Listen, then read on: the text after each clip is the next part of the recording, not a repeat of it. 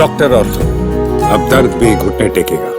अफगानिस्तान के कार्यवाहक विदेश मंत्री आमिर खान मुत्ताकी के भारत दौरे के दौरान एक प्रेस कॉन्फ्रेंस में महिला पत्रकारों को शामिल न करने का मामला राजनीतिक विवाद का कारण बन गया है। शुक्रवार को दिल्ली स्थित अफगान दूतावास में आयोजित इस प्रेस कॉन्फ्रेंस में सिर्फ पुरुष पत्रकारों को आमंत्रित किया गया, जिसके बाद विपक्षी दलों ने केंद्र सरकार को आड़े हाथों लिया है। कांग्रेस की वरिष्ठ नेता प्रियंका गांधी वाड्रा ने प्रधानमंत्री नरेंद्र मोदी से इस घटना पर सार्वजनिक स्पष्टीकरण की मांग की है। उन्होंने इसे भारतीय महिलाओं का अपमान बताते हुए कहा कि न केवल मीडिया की स्वतंत्रता पर हमला उठाता है, बल्कि भारत के महिला अधिकारों के प्रति कथित प्रतिबद्धता की भी पोल खोलता है। प्रियंका गांधी ने शनिवार को सोशल मीडिया प्लेटफॉर्म एक्स पर लिखा, अगर आपका महिला अधिकारों को मानना सिर्फ एक चुनावी सुविधाजनक दिखावा नहीं है, तो हमारे देश में महिलाओं के इस अपमान को कैसे होने दिया गया। उन्होंने आगे कहा, भारत की कुछ सबसे सक्षम महिला पत्रकारों को सिर्फ इसलिए रोका गया क्योंकि वे महिलाएं हैं। ये अस्वीकार्य है। महिलाएं इस देश की रीढ़ है और उन्हें इस तरह के भेदभाव का शिकार नहीं होना चाहिए।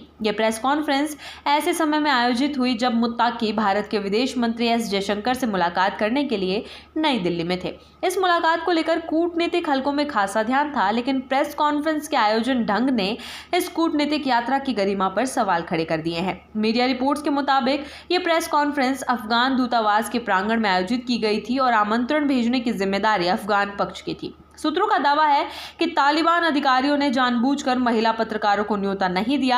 हालांकि भारतीय अधिकारियों ने यह कहा था कि उन्होंने तालिबान पक्ष को महिला पत्रकारों को आमंत्रित करने की सलाह दी थी, लेकिन इस सुझाव को नजरअंदाज कर दिया गया। पूर्व गृह मंत्री और कांग्रेस नेता पी चिदम्बरम ने इस घटना पर हैरानी जताते हुए कहा कि प्रेस कॉन्फ्रेंस में मौजूद सभी पुरुष पत्रकारों को वॉकआउट कर देना चाहिए था। अगर हम समानता में विश्वास करते हैं तो हमें भेदभाव के खिलाफ खड़ा होना चाहिए।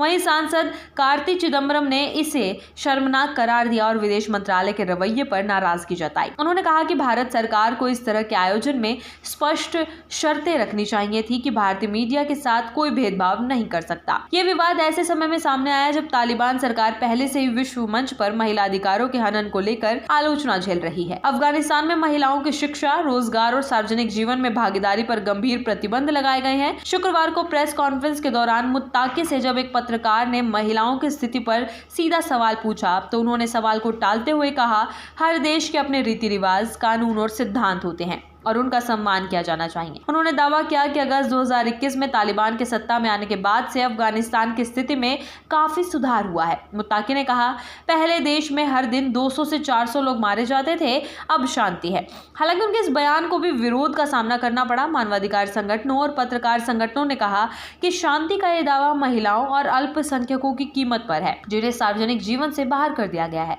यह पहला मौका नहीं है जब तालिबान प्रतिनिधियों की भारत यात्रा विवादों में घिरी हो। पहले भी विभिन्न मंचों पर तालिबान अधिकारियों के महिला अधिकारों पर रुख को लेकर भारत में विरोध देखा गया है, लेकिन इस बार महिला पत्रकारों को प्रेस कॉन्फ्रेंस से बाहर रखने का मुद्दा भारतीय लोकतांत्रिक मूल्यों और प्रेस की स्वतंत्रता पर प्रत्यक्ष प्रहार के रूप में देखा जा रहा है। डॉक्टर ऑर्थो, अब दर्द भी घुटने टेकेगा।